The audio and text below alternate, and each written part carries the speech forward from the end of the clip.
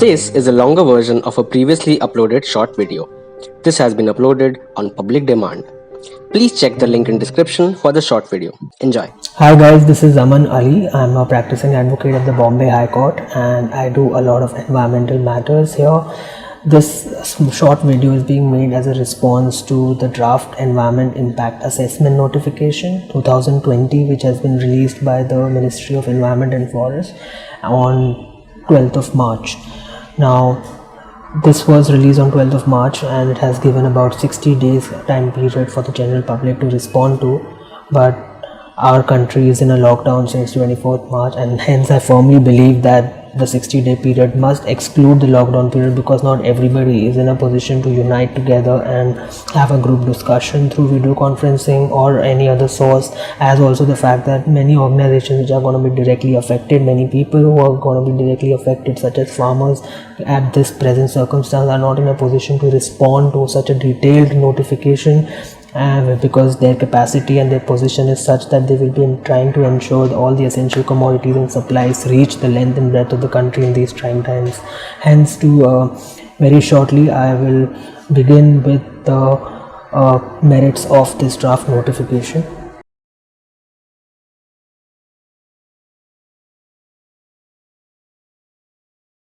So the foremost concern in this notification is that it now creates a permanent setup for industries to regularize those projects which have already carried out construction without obtaining an environment clearance, or that they have expanded their own project activity without obtaining an environment clearance, and they can do so by paying certain costs which have been termed as remediation costs.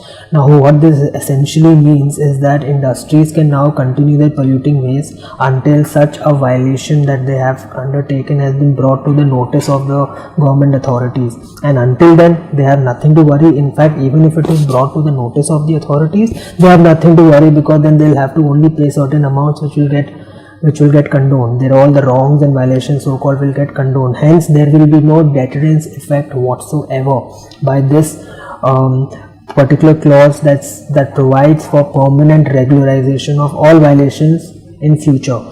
Now, this clearly is very contrary to the entire scheme of environmental regulation, especially the environment clearance, because the purpose of environment impact assessment notification from the very beginning is to ascertain the likely consequences on environment of a project. Now, those likely consequences will never prevail, because in any case all the damage has already been caused by expanding or by constructing without obtaining an environment clearance. Then it just becomes a rubber stamp and nothing more. Hence, this runs completely contrary to the environmental jurisprudence, and in a way I can say that it means that the government is now, instead of applying the polluter pays principle, it is actually professing pollute and pay principle. So such a situation had arose in March 2017, when the present government regime had amended the EIA notification 2006, which today is in existence and which today applies to all projects. So that amendment was also struck down by the NGT, and it was also stayed by the Madras High Court on this very ground that there cannot be a post facto approval of environment clearing. In fact, coming to this month itself, on the 1st of April, Supreme Court, in the case of Ambelic Pharmaceuticals versus Rohit Prajapati and others, have with a bench of Justice Chandrachud had passed a judgment saying that this concept of post facto approval in environmental regulation is completely alien to the environmental jurisprudence, because naturally one cannot ascertain what is the likely consequence, because the damage is already done. Hence, this particular clause does not find any support to the jurisprudence that exists as on today. Now, the second important aspect here is that no public consultation will be carried out for certain construction projects, which include building constructions such as area development projects, township buildings, all your construction that happens in up to 150,000 square meter, and as also there will be no public consultation for all those projects which are within the notified industrial estate. Now, a notified industrial estate could be something like an SEZ. It has been defined in the notification to mean to be an SEZ or a port development estate or similar industrial clusters. But the fact that this being an industrial cluster does not mean that it will not have an environmental consequence. So the entire aspect of treating an industrial cluster outside of the ambit of an environmental regulation is senseless and definitely very arbitrary in the first go, because if you look at what all are allowed under the industrial clusters, it is shocking to see that public consultation now will not be applicable to soda ash industries, chemical fertilizer industries, acid manufacturing industries where spillovers can happen, extensive spillovers, pesticide industries, fiber industries, petroleum and petrochemical product, dyes, synthetic, organic chemical industries, and industries that manufacture paints. Not just that, but also biomedical waste treatment plant, etc. So we have to understand that this notification is not only human centric, that you think of public consultation from the point of view of human beings, but it is a larger environmental consequence that you will see on the ecosystem that remains without the presence of humans, be it on the coastal side, be it on the tidal side, be it on the flora and fauna that exists around, inside.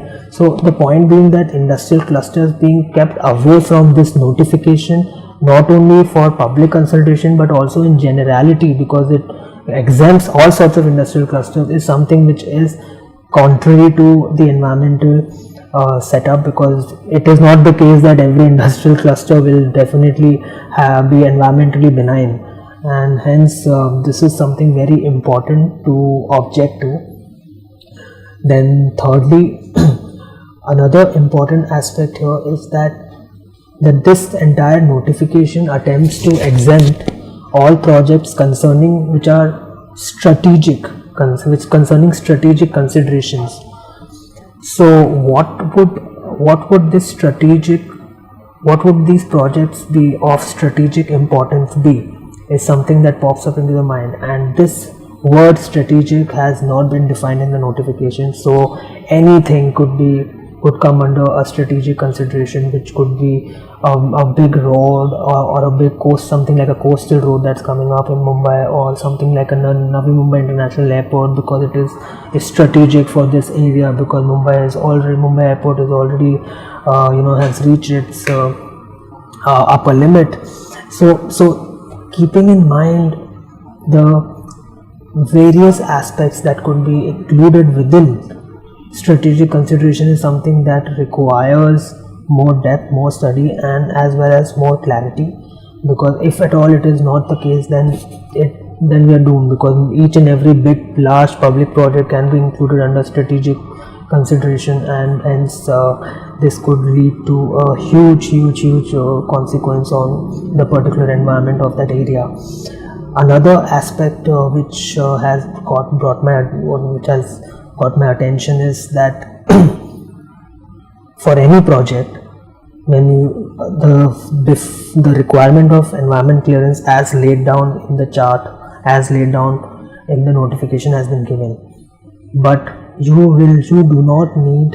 Another important aspect that I want to put out is that now the project proponents will not have to give or will not have to submit two compliance reports every year. Instead, they have to only submit one report. Now the problem here is that certain environmental consequences on vulnerable communities may go unnoticed if only one report is to be given, because then there could be so much more information and data that can be used inside the compliance report, which can overshadow what is actually happening on the ground. So in fact, this further dilutes the reportage that requires extreme consistency, and I feel this will have a huge impact, because it is not the case that so far, all this while, since 2006 or since 1994 when the first EIA had come out, that project proponents in the industries have been providing fair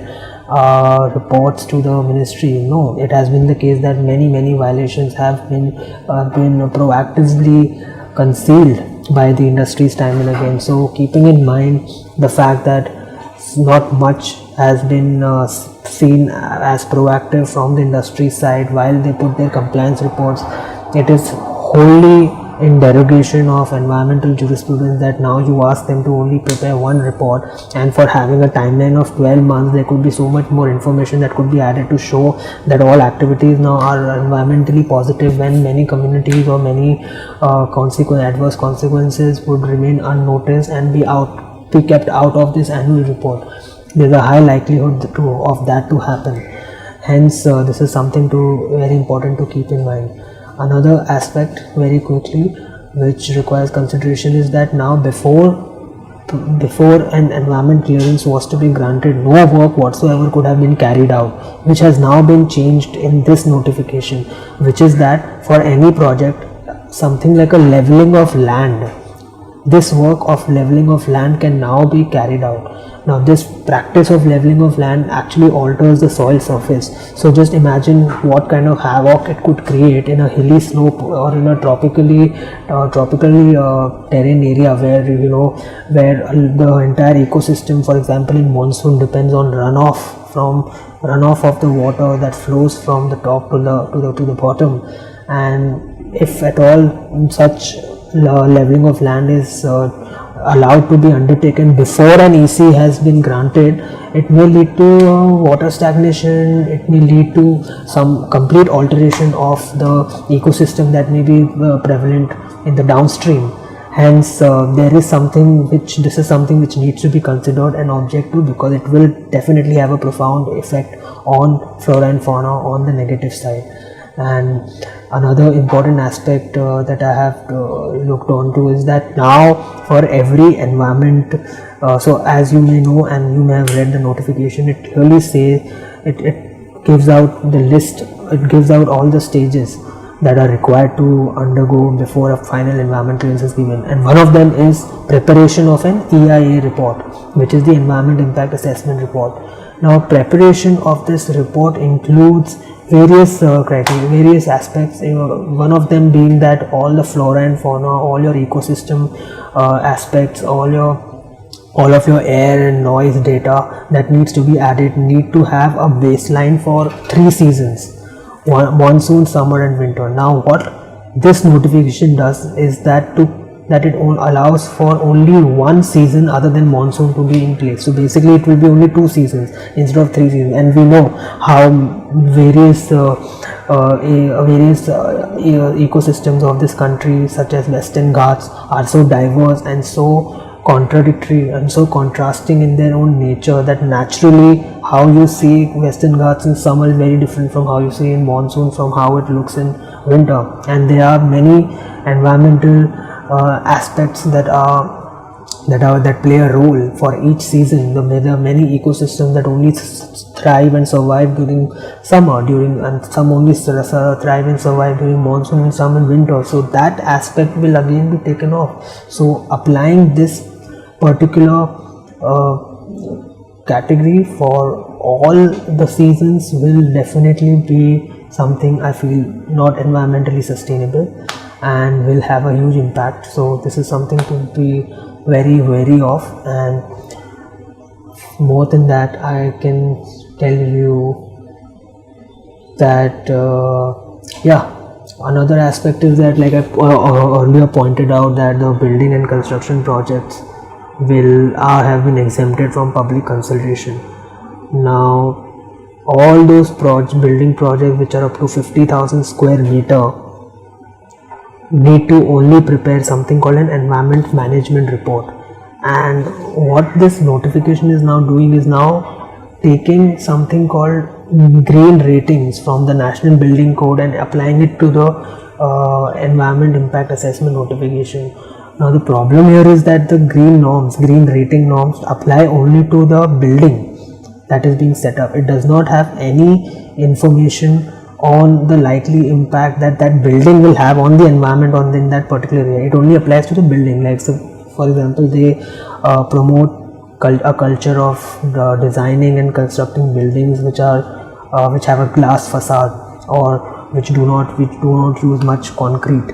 So on those kinds of aspects fall under green rating. These ratings deal with water consumption, energy efficiency, etc. So they in all likelihood do not have any connection with how that building will apply on the environment on the soil level, at the surface level. Hence this is something which is very obnoxious, and mixing up of green rating with this notification and trying to show that just because you're complying with green rating you are also now complying with EI notification is something which is very serious to consider and object to. And there is definitely no impact that a green rating can show on the surrounding environment of a project. This is something that is surely needs to be considered, and this was also expressly written on Down to Earth, from where I had also looked into. Another aspect is that an EC that is now required for modernization or expansion, the process for modernization includes something if you want to change the technology of the project that's involved. Now when there's a change in technology, for example, if we pick up the example of solid waste management, you are carrying out something called a windrows composting, and now you bring a new kind of technology called bioreactor.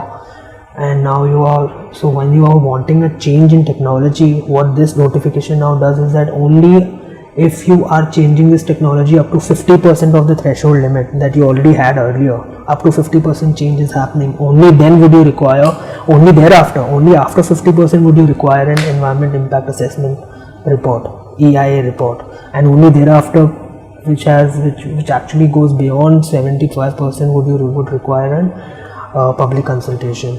Hence this is something which will be very harmful, because even if there is a change in technology which is up to 15 or 20%, it can definitely have a huge impact on the environment, because you never know what kind of technology is emanating, what kind of odor. There could be nuisance odor even within 10% change. Hence it is very necessary that for any change in technology or for any modernization, the entire 4-stage process as given in the EI notification has to be followed, as given for the fresh project has to be followed even for this. So this, in the name of increasing, wooing to the investors that we are making environmental system much better, is actually defecting the entire country in the sense that it will in the future we will have nothing big to latch on to.